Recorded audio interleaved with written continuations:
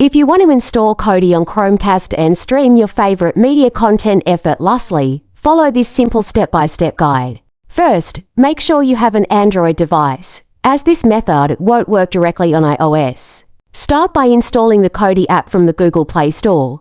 Then download and install the Google Home app if you haven't already. Open the Google Home app, tap on Cast Screen, Audio, and select your Chromecast device from the list.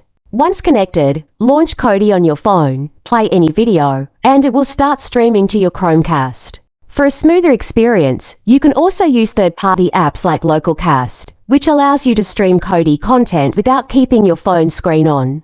If you're using a PC or Mac, you can use the Google Chrome browser with the Cast feature to mirror your Kodi screen to Chromecast. Simply open Chrome, click on the three-dot menu, select Cast, choose your Chromecast, and then select Cast Desktop to mirror Kodi from your computer.